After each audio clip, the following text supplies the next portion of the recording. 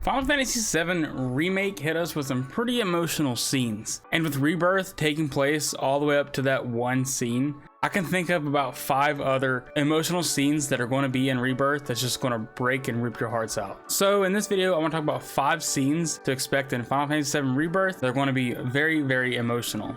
So get your tissues ready and let's discuss. Red 13's story is pretty tragic. Without getting into too much detail, he thinks his father is a coward and a traitor. Years before Final Fantasy VII started, Cosmic Canyon was attacked by a tribe called the Gi tribe. They tried taking over Cosmic Canyon and eradicating all the residents of Cosmic Canyon. And Red believed his father to be a coward and a traitor. I won't explain much because I don't want this to be a spoiler, but just know the story hit me very hard as a child back in '97, I believe. It was so tragic, and the growth you can see Red make in that scene alone is amazing. And in Rebirth, it's going to be even more amazing because now it's voice acted, the graphics are so much better. It's just going to be so much better than it was in the original, and the original was amazing. We've seen a glimpse of Dyne in the latest trailer for Final Fantasy VII Rebirth, and this scene I think is going to hit me pretty hard personally because I have a child. And you see Dyne and Barret go through, like, they were friends who worked together in a coal mine in Coral. Shinra builds a Mako reactor there. Dyne doesn't like that. Without getting into too many spoilers, things happen and things get burnt and people die. Barret and Marlene are seemingly one of the few survivors of what happens. And once you get to Coral Prison, that all gets explained on who Dyne is, their history, how he is the way he is. So this is going to hit so hard and it's just going to be so good, especially with John Eric Bentley voicing Barret. He did such a good job during the Platefall in Remake. Him voicing and doing all this again in Rebirth with Dyne is just going to, I think this might be the most saddest scene in probably all of the game. So I'm so excited to see how this plays out in Rebirth. Nibelheim, I think, could be pretty emotional because this is where we should end up meeting Vincent.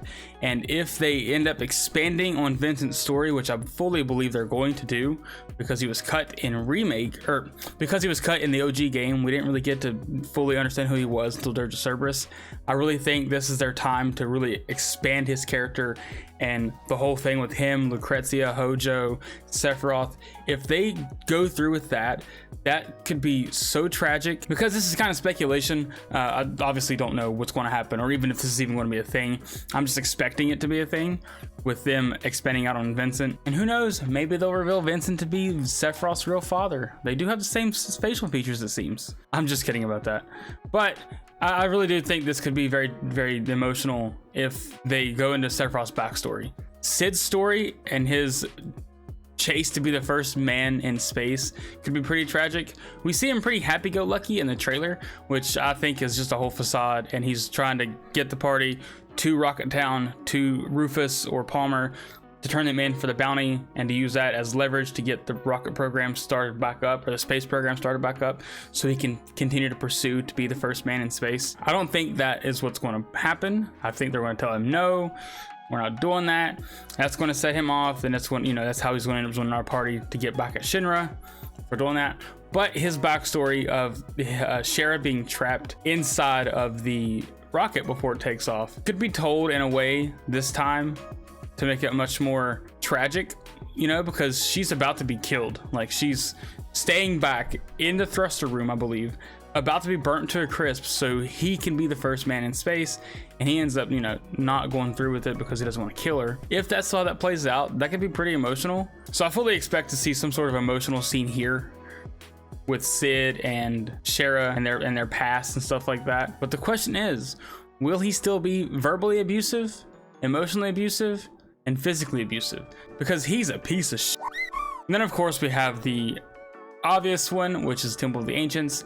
If things play out the way they do in the original game, which I fully expect they will, I think it could be a bit later than we expect, maybe even earlier. They have to change it up a little bit to give us that shock factor still, which I'm okay with. I'm even okay if it doesn't happen the exact same way.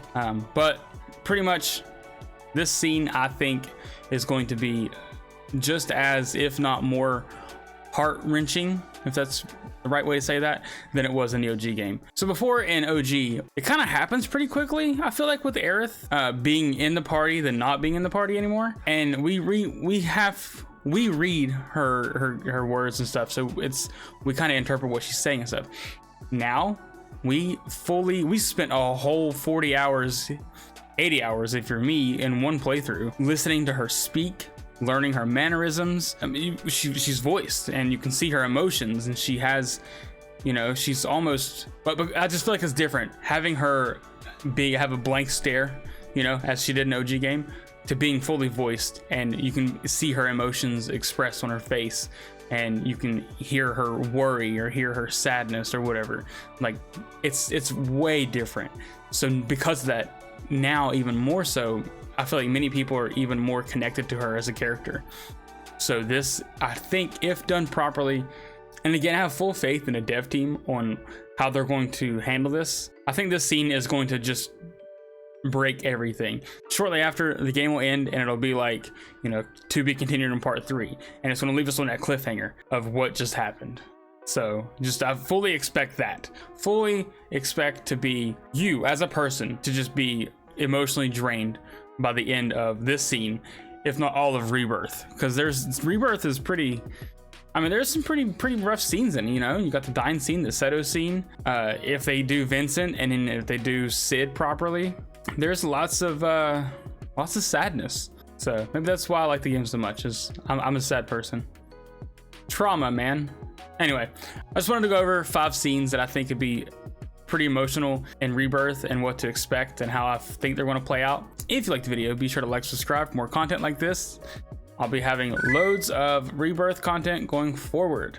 Also, if you are into live streams, swing by my Twitch. I'll have it linked down in the description. I stream most nights from 10 p.m. Eastern to about 1 a.m. Eastern. So swing by. I'll play a lot of Final Fantasy 14 and any other JRPG game that I'm feeling at the moment. So if you guys want to hang out for that and chat or whatever, you're more than welcome to. I'd appreciate you swing by if you want to hang out. Anyway, thanks for watching. I'll see you guys next video. Peace.